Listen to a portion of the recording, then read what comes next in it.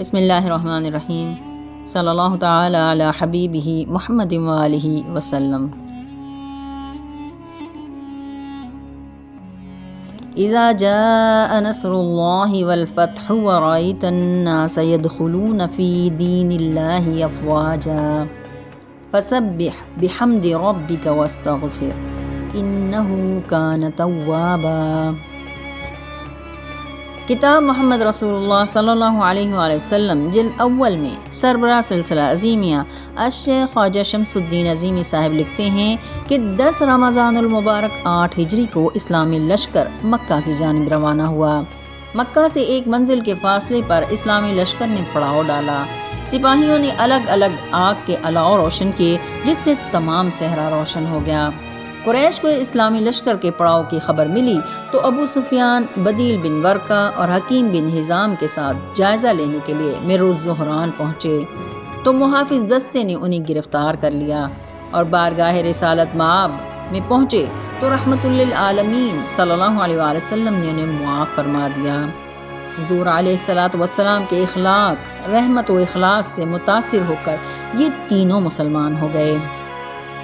حضرت عباس بن عبد المطلب رضی اللہ عنہ نے حضور علیہ الصلوۃ والسلام سے درخواست کی کہ ابو سفیان چونکہ اسلام میں داخل ہو گیا ہے اسے اعزاز سے نوازیں، تو سیدنا حضور علیہ الصلوۃ والسلام نے ارشاد فرمایا جو مسجد حرام میں داخل ہو جائے اسے امان ہے، جو ابو سفیان کے گھر داخل ہو جائے اسے امان ہے، اور جو اپنا دروازہ بند کر لے اسے بھی امان ہے۔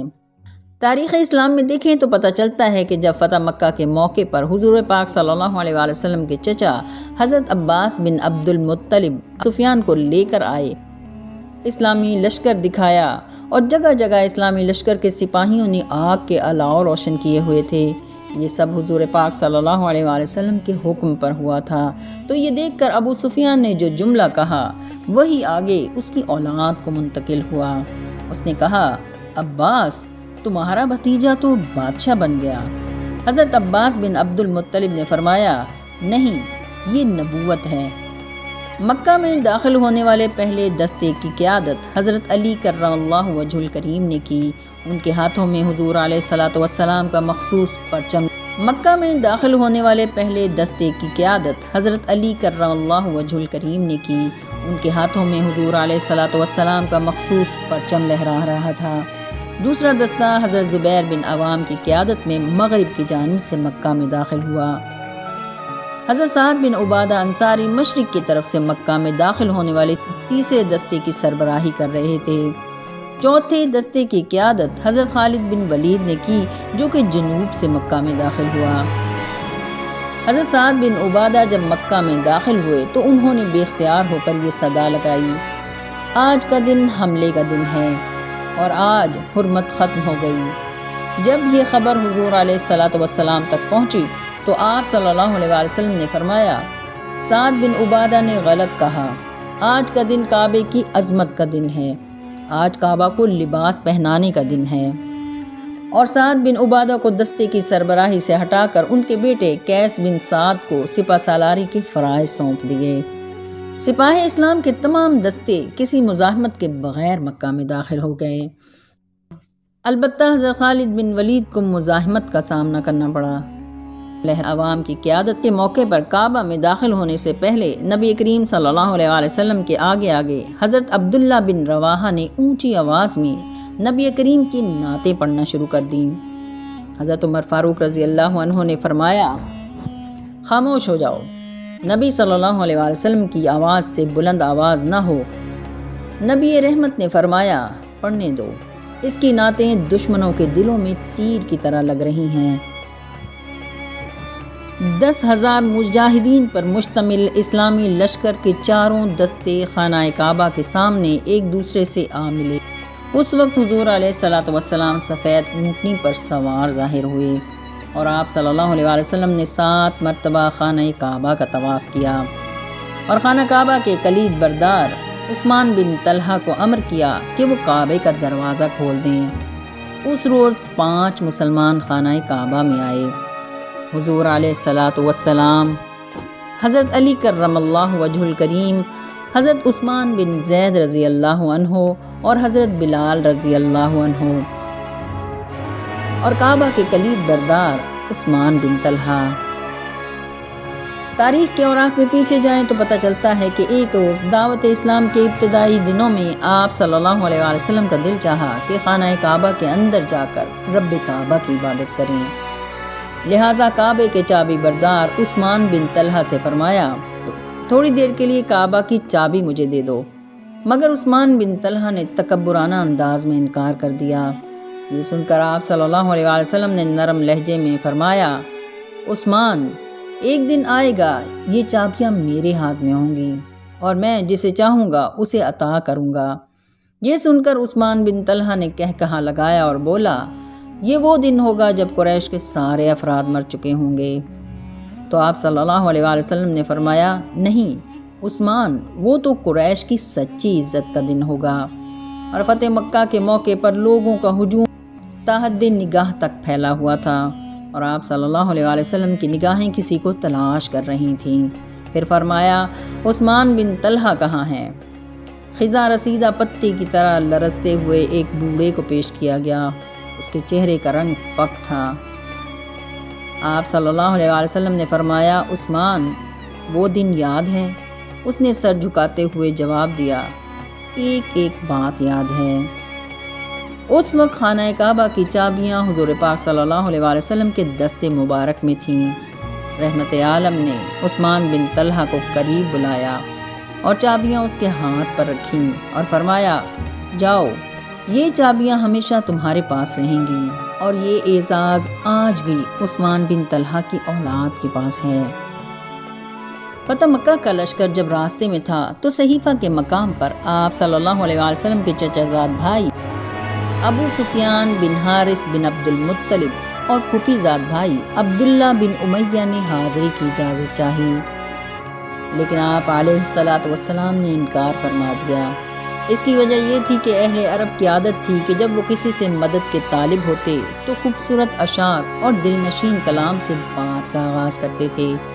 اسی طرح جب کسی کی اہانت، تذلیل اور گستاخی مقصود ہوتی تو بھی اشعار کا سہارا لیتے، اور یہ اشعار تلوار سے بھی زیادہ کاردار ہوتے تھے۔ یہ بات سن کر آپ صلی اللہ علیہ وآلہ وسلم کی زوجہ محترمہ حضرت بی بی ام سلمہ نے بارگاہ رسالت مآب میں آپ دیدہ ہو کر عرض کیا یا رحمت للعالمین، کیا آپ کے چچا کا بیٹا اور پھوپھی کا بیٹا تمام انسانوں سے زیادہ بد نصیب رہیں گے؟ کیا ان دونوں کو آپ کی رحمت سے کوئی حصہ نہیں ملے گا؟ یہ سن کر رحمت دو عالم صلی اللہ علیہ وآلہ وسلم کے رحمت برے دل میں رحم و کرم اور عفوت درگزر کا سمندر موجیں مارنے لگا۔ دوسری طرف مولا علی کرم اللہ وجہ الکریم کے مشورے پر یہ دونوں رحمت للعالمین کی بارگاہ میں حاضر ہو گئے اور قرآن پاک کی آیت تلاوت کی۔ انہوں نے کہا قسم اللہ کی، تحقیق اللہ نے آپ کو ہم پر فضیلت دی ہے اور بلا شبہ ہم خطاوار ہیں۔ یہ سنتے ہی آپ صلی اللہ علیہ وآلہ وسلم کی جبین رحمت پر رحم و کرم کے ہزاروں ستارے چمکنے لگے۔ جواب میں یہ آیت تلاوت فرمائی آج تم پر کوئی عتاب نہیں، اللہ تمہیں بخش دے گا اور وہی سب سے زیادہ رحم کرنے والا ہے۔ اسلام قبول کرنے کے بعد ابو سفیان بن حارث بن عبد المطلب آپ کی شان میں اشعار لکھتے اور پڑھتے رہے، عمر بھر نہایت سچے اور ثابت قدم مسلمان رہے، لیکن شرمندگی کی وجہ سے کبھی حضرت صلی اللہ علیہ وآلہ وسلم کے سامنے سر نہیں اٹھاتے تھے۔ پھر حضور علیہ الصلاۃ والسلام نے خانہ کعبہ کے دروازے پر کھڑے ہو کر خطاب کیا، اے مکہ کے باشندوں، تم لوگ جنگ کے قانون سے آگاہ ہو اور جانتے ہو کہ عہد شکنی کی کیا سزا ہوتی ہے۔ اب جب کہ تم ہمارے مغلوب ہو، مسلمانوں کو یہ حق پہنچتا ہے کہ تم سب کو قتل کر ڈالیں یا غلام بنا لیں، لیکن آج میں تم سے وہی بات کہہ رہا ہوں جو حضرت یوسف علیہ السلام نے اپنے بھائیوں سے کہی تھی۔ اللہ تعالیٰ نے تم سب کی بخشش فرما دی ہے، چنانچہ تم لوگ آزاد ہو اور تمہاری جان اور مال پر کوئی تعرض نہیں ہے۔ اے لوگو، اللہ تعالیٰ نے تمام انسانوں کو ایک مرد اور ایک عورت سے پیدا کیا ہے، انہیں ایک دوسرے پر فوقیت حاصل نہیں مگر تقویٰ کے لحاظ سے۔ خدا کی نظر میں سارے انسان برابر ہیں، لہٰذا دور جاہلیت کے وہ تمام اعزازات جو حسب و نسب اور قبیلہ و منصب کی بالادستی پر قائم تھے آج منسوخ کیے جاتے ہیں۔ جب پیغمبر اسلام خطبے سے فارغ ہوئے تو آپ صلی اللہ علیہ وآلہ وسلم نے حق آیا اور باطل مٹ گیا، بے شک باطل نے مٹ جانا تھا کا ورد کرتے ہوئے خانہ کعبہ میں رکھے ہوئے بتوں کو گرانے لگے۔ پھر مولا علی کرم اللہ وجہ الکریم کو لے کر خانہ کعبہ کے اندر تشریف لے گئے۔ کعبہ کے اندر بعض ایسی بلند جگہوں پر بت رکھے ہوئے تھے کہ وہاں ہاتھ نہیں پہنچ سکتا تھا۔ ان میں سب سے اونچا بڑا بت تانبے کا تھا جسے حبل کہتے تھے۔ اسے ایک لوہے کی موٹی سلاخ میں پیوست کر کے بلندی پر نصب کیا گیا تھا۔ نبی مکرم نے علی المرتضیٰ سے فرمایا، علی اتار دو ان بتوں کو۔ مولا علی نے دوسرے بت تمام اتار دیے اور اس دوران حضور پاک صلی اللہ علیہ وآلہ وسلم زبان مبارک سے مسلسل یہ آیت پڑھتے جاتے تھے، وَجَاءَ الْحَقُّ وَزَهَقَ الْبَاطِلُ إِنَّ الْبَاطِلَ كَانَ زَهُوقًا۔ مولا علی کا اونچائی تک ہاتھ نہیں پہنچ رہا تھا تو عرض کیا، یا رسول اللہ صلی اللہ علیہ وآلہ وسلم، میرے کندھوں پر پائے اقدس رکھ کر ان اصنام کو گرا دیجئے۔ تو رسول مکرم نے فرمایا، یا علی تم میں بار نبوت اٹھانے کی طاقت نہیں ہے، تم میرے دوش پر سوار ہو کر ان بتوں کو گراؤ۔ نبی کریم صلی اللہ علیہ وآلہ وسلم نے زمین پر کھڑے ہو کر چاند کے 2 ٹکڑے کیے تھے، یہ بت بھی توڑے جا سکتے تھے۔ قرآن مجید میں حضرت ابراہیم علیہ السلام کی دعا ہے، یا اللہ جو بت توڑے وہ مجھ میں سے ہو۔ اور مولا علی نے نبی صلی اللہ علیہ وآلہ وسلم کے شان و مبارک پر کھڑے ہو کر بت توڑے۔ ارشاد نبوی کی تعمیل میں مولا علی نے تمام بتوں کو نیچے گرا دیا۔ اسی دوران حضرت سلمان فارسی رضی اللہ عنہ اندر آ گئے اور عرض کیا، یا علی کیا حال ہے؟ مولا علی نے عرض کیا، اوپر رب العالمین ہے اور نیچے رحمت للعالمین ہے۔ اسی حالت میں حضور علیہ الصلاۃ والسلام نے علی سے پوچھا، یا علی خود کو کیا دیکھتے ہو؟ عرض کیا، یا رسول اللہ صلی اللہ علیہ وآلہ وسلم، میں ایسے دیکھتا ہوں کہ گویا تمام حجابات اٹھ گئے ہیں اور میرا سر ساقی عرش سے جا ملا ہے، اور جدھر میں ہاتھ پھیلاؤں وہ چیز میرے ہاتھ میں آ جاتی ہے۔ حضور پاک صلی اللہ علیہ وآلہ وسلم نے فرمایا، یا علی تمہارا کتنا اچھا یہ وقت ہے کہ تم کار حق ادا کر رہے ہو، اور میرا حال کتنا مبارک ہے کہ میں بار حق اٹھائے ہوئے ہوں۔ جب حضرت علی آپ صلی اللہ علیہ وآلہ وسلم کے دوش مبارک سے نیچے اترے تو مسکرائے۔ حضور پاک صلی اللہ علیہ وآلہ وسلم نے فرمایا، یا علی تمہیں کس چیز نے ہنسایا؟ عرض کیا، یا رسول اللہ میں نے خود کو اتنی بلندی سے گرایا اور مجھے کوئی تکلیف نہیں پہنچی۔ نبی رحمت نے فرمایا، تمہیں تکلیف کیسے پہنچتی جبکہ تمہیں اٹھانے والا محمد صلی اللہ علیہ وآلہ وسلم اور اتارنے والا جبرائیل ہو؟ یعنی رحمت للعالمین نے کندھوں پر اٹھایا ہوا تھا اور جبرائیل نے اتارا ہے۔ فتح مکہ کے بعد حضور علیہ الصلاۃ والسلام نے اپنے اور اسلام کے سخت ترین دشمنوں کے مقابلے میں انتہائی نرمی اور فراخ دلی کا مظاہرہ کیا اور انہیں عفو و بخشش سے نوازا۔ ایسے ہی لوگوں میں ایک شخص اکرمہ بن ابو جہل تھا جو مسلمانوں کے مکہ میں داخل ہونے سے پہلے ہی اپنی جان کے خوف سے بھاگ گیا تھا۔ اکرمہ کی بیوی حضور علیہ الصلاۃ والسلام کے پاس آئی اور اپنے شوہر کے لیے امان طلب کی اور یوں اس کی جان بخش دی گئی۔ اسلام کے انتہائی خطرناک دشمنوں میں ایک ابو سفیان کی بیوی تھی۔ اس عورت نے اسلام کے نامی گرامی سردار حضرت حمزہ رضی اللہ عنہ کا کلیجہ نکال کر چبایا تھا۔ ہندا کو بھی رسول اللہ صلی اللہ علیہ وآلہ وسلم نے معاف فرما دیا۔ اسلام کا ایک اور بڑا دشمن صفوان بن امیہ بھی عفو و درگزر سے بہرور ہوا۔ مکہ کا ایک اور سردار ابو سفیان بن حرب بن امیہ کی حضور علیہ الصلاۃ والسلام اور دین اسلام سے دشمنی واضح تھی۔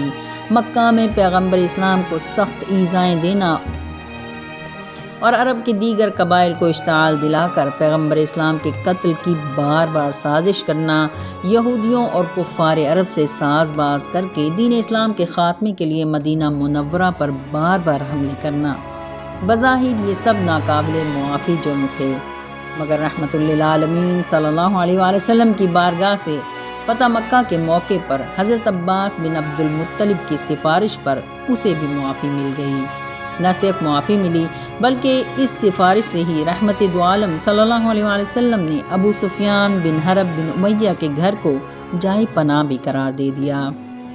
رحمت للعالمین کے عفو و درگزر کے اس سلوک سے متاثر ہو کر ابو سفیان بن حرب نے اسلام قبول کر لیا۔ پھر آپ صلی اللہ علیہ وآلہ وسلم نے حضرت بلال کو حکم دیا کہ خانہ کعبہ کی چھت پر کھڑے ہو کر اذان دیں۔ مکہ کی گھاٹیاں سرمدی نور میں ڈوبی ہوئی آوازیں بلالی سے گونجنے لگیں۔ اس دوران چند نوجوان ایک طرف کھڑے تھے اور ان میں سے ایک نقل اور تمسخرانہ انداز میں حضرت بلال کی اذان کے کلمات دہرا رہا تھا۔ نماز سے فارغ ہو کر حضور پاک صلی اللہ علیہ وآلہ وسلم نے حکم دیا ان نوجوانوں کو پیش کیا جائے۔ خوفزدہ نوجوان لائے گئے۔ فرمایا یہ کون نقل اتار رہا تھا؟